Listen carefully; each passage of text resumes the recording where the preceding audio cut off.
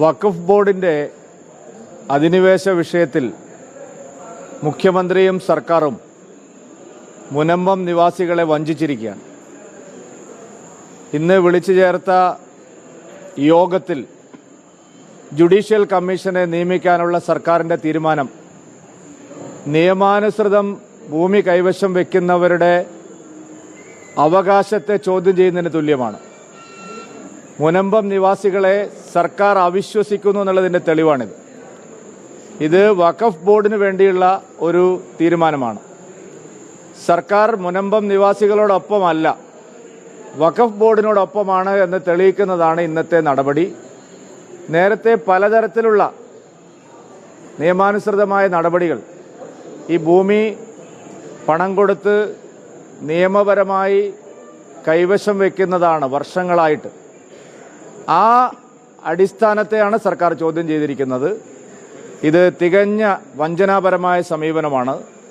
മുനമ്പം നിവാസികളെ സർക്കാർ വഞ്ചിച്ചിരിക്കുകയാണ്. ജുഡീഷ്യൽ കമ്മീഷനെ വെക്കാനുള്ള തീരുമാനം സമരസമിതി ഉൾപ്പെടെ ഒരാളും അംഗീകരിക്കുന്ന തീരുമാനമല്ല. മറ്റൊന്ന്, ഇത് മുനമ്പത്ത് മാത്രമല്ല, ചെല്ലാനത്തും സംസ്ഥാനത്തിന്റെ വിവിധ ഭാഗങ്ങളിലും ഇപ്പോൾ നോട്ടീസ് ലഭിച്ചിട്ടുള്ള ആളുകളെ കൂടുതൽ ആശങ്കപ്പെടുത്തുന്ന ഒരു നടപടിയാണ്.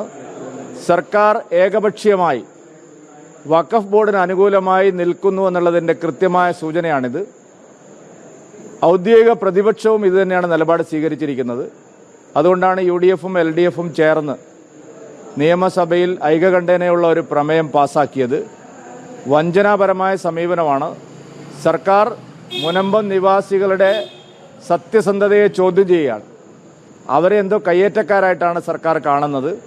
പാവപ്പെട്ട മുനമ്പം നിവാസികൾ അവരുടെ ഭൂമിയിന്മേലുള്ള അവകാശത്തിന് വേണ്ടി ഇത്രയും ദിവസമായിട്ട് നടത്തിക്കൊണ്ടിരിക്കുന്ന സമരം അവസാനിപ്പിക്കാൻ വേണ്ടി സർക്കാർ നടത്തിയത് ഒരു കണ്ണിൽ പൊടിയിടാനുള്ള നീക്കം മാത്രമായിരുന്നു.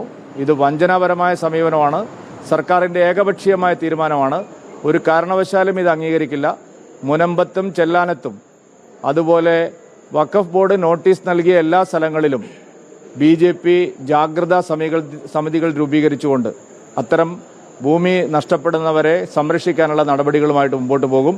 അതിശക്തമായിട്ടുള്ള പ്രക്ഷോഭങ്ങൾ നാളെ തെരഞ്ഞെടുപ്പിന്റെ ഫലം വന്നതിന് ശേഷം മറ്റന്നാൾ മുതൽ ഭാരതീയ ജനതാ പാർട്ടി കേരളത്തിലെല്ലായിടത്തും ശക്തമായിട്ടുള്ള സമരങ്ങൾ ഇതുമായി ബന്ധപ്പെട്ട് ചെയ്യാൻ തീരുമാനിക്കുകയാണ്. വളരെ ദുഃഖകരമാണ് സർക്കാരിന്റെ ഇന്നത്തെ നിലപാട്. പ്രതിപക്ഷവും വഖഫ് ബോർഡിനോടൊപ്പമാണ്, ഭൂമി നഷ്ടപ്പെടുന്നവരോടൊപ്പമല്ല. ഇപ്പോൾ പ്രതിപക്ഷവും സർക്കാരിന്റെ ഈ തീരുമാനത്തിനെതിരെ വരുന്നുണ്ട്. പ്രതിപക്ഷം പറയുന്നത് സർക്കാർ സംഘപരിവാരത്തിന് വേണ്ടിയിട്ടാണ് ഇത്തരം ഒരു തീരുമാനം എടുത്തത്. സംഘപരിവാരത്തിന് വേണ്ടി അല്ലെങ്കിൽ ഇവരിപ്പോൾ പറയുന്നത് സംഘപരിവാരത്തിന് എന്തിനാണ് പറയുന്നത്? പിന്നെ എന്തിനാണ് VD സതീശൻ നിയമസഭയിൽ ഏകകണ്ഠേനയുള്ള പ്രമേയം പാസ്സാക്കാൻ തീരുമാനിച്ചത്? വഖഫ് ബോർഡിന്റെ അധിനിവേശം രാജ്യവ്യാപകമായിട്ടുണ്ട്. ഒരു ഭൂമി തർക്കം വന്നാൽ കോടതിയിൽ പോകാൻ പോലും പൗരന്മാർക്ക് അവകാശമില്ല. വഖഫിന്റെ ട്രിബ്യൂണലിലാണ് പോകുന്നത്. രാജ്യത്ത് കേട്ടുകേൾവിയില്ലാത്തൊരു കാര്യമാണിത്. മറ്റൊരു സ്ഥലത്തും ഇങ്ങനെ ഒരു ഗതികേട് ഭൂമിയുടെ മേൽ അവകാശവാദം തർക്കം വരുമ്പോൾ ഒരിക്കലുമില്ല. അതിപ്പോൾ ഒരു മഠമായാലും ആധ്യാത്മിക സ്ഥാപനമായാലും ഒരു ആരാധനാലയമായാലും ഒന്നും ഈ തരത്തിലുള്ള ഒരു നീതി, ഇരട്ട നീതിയില്ല. ഇവിടെ വഖഫ് ബോർഡിന്റെ ട്രിബ്യൂണലിലാണ് പോകുന്നത്. വഖഫ് ബോർഡ് നിശ്ചയിക്കുന്ന ആൾക്കാരാണ് അവിടെ കാര്യങ്ങൾ തീരുമാനിക്കുന്നത്. അപ്പോൾ ഇത് വളരെ അശാസ്ത്രീയമായിട്ടുള്ള തെറ്റായിട്ടുള്ള ഒരു നിയമമാണ്.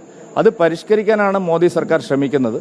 പക്ഷേ ഇവിടെ കോൺഗ്രസും CPM-ഉം അതിനെതിരായിട്ടുള്ള നിലപാട് സ്വീകരിച്ചുകൊണ്ടാണ് നിയമസഭയിൽ പ്രമേയം പാസാക്കിയത്. അതുകൊണ്ട് പ്രതിപക്ഷത്തിന് ഒരു ആത്മാർത്ഥതയും ഇക്കാര്യത്തിലില്ല. അവർക്ക് ഒരു വാക്ക് പോലും മുനമ്പം നിവാസികളെ കുറിച്ച് സംസാരിക്കാനുള്ള അവകാശമില്ല. കുടിയിറക്കില്ല എന്ന് പറഞ്ഞാൽ ജുഡീഷ്യൽ കമ്മീഷനെ വെച്ച് നിങ്ങളുടെ സ്ഥലം തന്നെയാണോ എന്ന് ചോദിച്ചാൽ നിങ്ങൾ സമ്മതിച്ചു കൊടുക്കുമോ? നിങ്ങൾ നിയമാനുസൃതം കൈപ്പറ്റിയിട്ടുള്ള ഭൂമി, കൈവശം വെച്ചുകൊണ്ടിരിക്കുന്ന ഭൂമി വേറൊരു കമ്മീഷനെ വെച്ച് നിങ്ങൾ തന്നെയാണോ എന്ന് പരിശോധിക്കട്ടെ എന്ന് പറഞ്ഞാൽ എന്താ അതിന്റെ അർത്ഥം? തലയ്ക്ക് വെളിവുള്ള തീരുമാനമാണോ ഇത്?